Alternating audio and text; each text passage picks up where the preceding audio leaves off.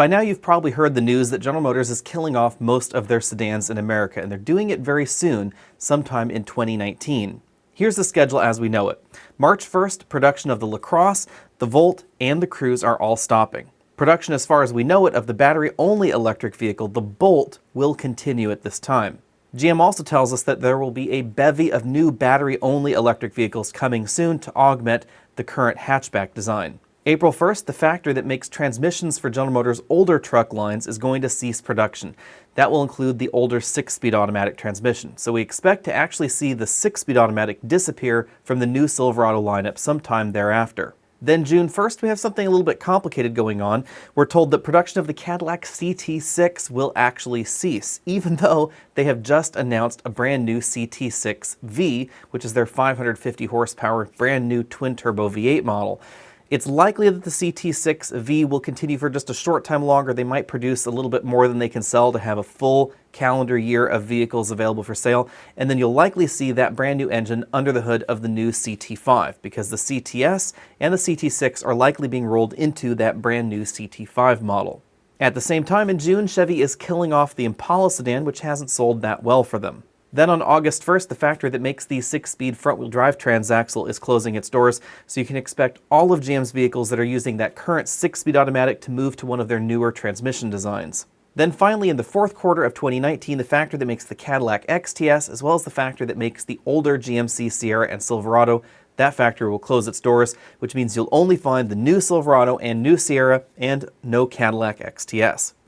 A lot of people are asking what's this really mean, and what is GM doing here? Well, GM is acting on consumer trends. They're moving towards crossover vehicles because that's what consumers seem to be interested in. But there's another real reason that GM is moving towards crossover vehicles, and it all has to do with the corporate average fuel economy standards. The combination of consumers preferring more crossover-styled vehicles with a slightly more upright seating position and the realities of the CAFE legislation mean that we're going to be seeing more vehicles like we're starting to see now in new cars. Vehicles that are kind of a crossover but are starting to blur the lines between lifted hatchback and crossover.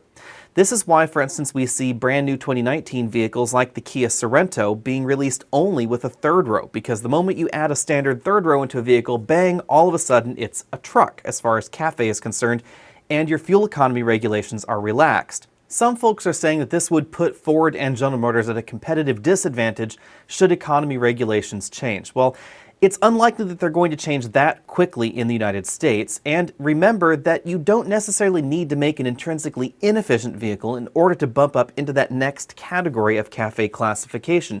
And that's probably where we're going to see General Motors and Ford moving. We're already starting to see that with vehicles like the Ford Active Tourer line. We see versions of the Ford Focus that have been massaged and turned into more of an off-road-like vehicle. And that's exactly what Subaru has done with their lineup, for instance, because if you take a look at the way that Subaru vehicles are classified by the EPA as far as CAFE regulations are concerned, vehicles like the Crosstrek and the Subaru Outback are technically trucks. They're no longer passenger vehicles or cars, and therefore they fall under a different CAFE regulation for their fuel economy requirements. The result is that vehicles like the Subaru Impreza sedan and hatchback have to meet more stringent fuel economy requirements than the exact same vehicle that has been lifted and turned into the Crosstrek. An interesting loophole under CAFE is that you don't actually have to have all-wheel drive in the vehicle for that particular vehicle to be classified as a light truck under the CAFE classification. So General Motors could, for instance, create a vehicle that would normally look somewhat sedan-like, maybe a little bit boxy or something like a Kia Niro, for instance, that's not really a true crossover, but as long as it had sufficient ground clearance and, most importantly, the right approach and departure angles, it would technically be classified as a light truck, even though it might be front-wheel drive. This may sound a little bit laissez-faire, but my take on the whole deal going down with General Motors is that they're simply responding to changing market conditions.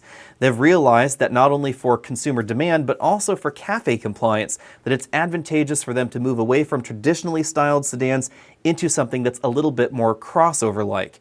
Now, as we've seen from Subaru, it is completely possible to create an all-wheel drive vehicle with a regular engine and regular transmission and regular all-wheel drive system under the hood that can meet CAFE requirements for that particular segment, and actually still have improved overall fuel economy versus the sedans that we're seeing General Motors canceling.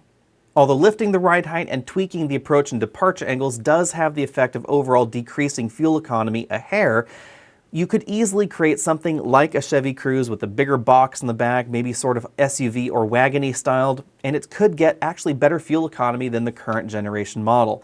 In addition to that, we have the requirement in California and other states that follow the California Air Resources Board requirements to sell zero emissions vehicles or battery electric vehicles in those particular states. So GM is probably reacting to that particular requirement as well. So the bottom line here is that while this is news, it's not really surprising news. This is exactly what you'd expect out of a modern car company that's not just responding to consumer demand, but also responding to active legislation in their primary market, the United States. Be sure and let me know what you think about all that down there in the comment section below. Also stay tuned because the LA Auto Show is happening this week and we will have a number of videos out from the launches there that we'll see during the week. I'll see you later.